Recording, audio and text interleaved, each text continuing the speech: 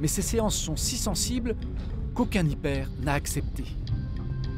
Alors comment se déroulent vraiment ces bras de fer?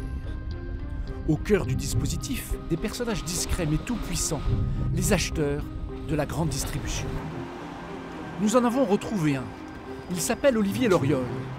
Il a été longtemps négociateur pour une enseigne d'hypermarché et maintenant il est passé de l'autre côté. Il est devenu consultant pour aider les fournisseurs dans leur pourparlers avec la grande distribution. Il a accepté de lever le voile sur les pratiques des acheteurs pour obtenir des prix bas. La négociation se joue en 2 temps, casser le tarif de base du fournisseur, puis exiger des ristournes en cascade. Pour bien nous le démontrer, il rejoue son ancien rôle d'acheteur et nous, celui du fournisseur. Leur tarif de base, je n'en veux pas. Voilà. On commence comme ça, dès le début on dit j'arrive avec mes tarifs? Tout à fait. Je n'en veux pas. Je n'en veux pas, je veux rester sur votre ancien tarif. Vous me dites qu'il y a une hausse de matières premières, moi ça m'est égal, ça ne m'intéresse pas.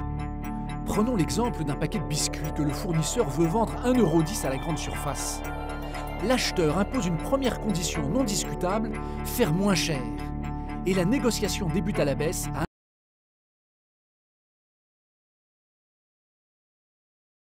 1 €. Un tarif qui va maintenant être pilonné. On va également aborder tout ce qui est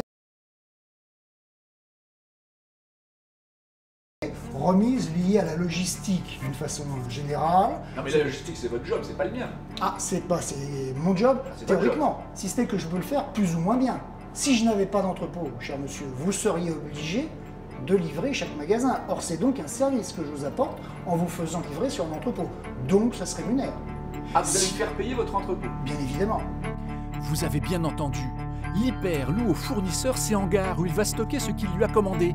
Tarif jusqu'à 10% du produit. Le prix d'achat chute à 90 centimes. Et des services à faire payer, il va en trouver d'autres.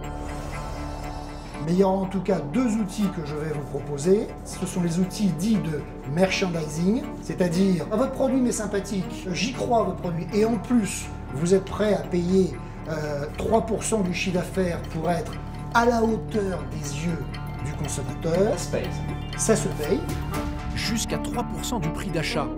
Et impossible de refuser, sinon le fournisseur risque de voir son concurrent mieux placé que lui dans les rayons. Et l'acheteur va continuer à faire chuter les prix, en exigeant par exemple que le fournisseur paye pour être présent dans les prospectus, distribués à des dizaines de milliers d'exemplaires dans les boîtes aux lettres. Là c'est 1%. Alors, ce sont effectivement des taux qui peuvent aller de 1 à 10% selon les marchés. Et voilà le résultat. L'acheteur a fait chuter le prix du paquet de biscuits de 1,10 € à 60 centimes. Une méthode qui est loin d'être anecdotique. Elle est régulièrement dénoncée par les fournisseurs auprès des médias, parfois en des termes excessifs.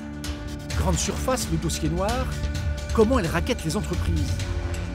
Le dossier noir de la grande distribution, avec des pratiques relevant de l'extorsion de fonds. Les plus exposés à ces pratiques très controversées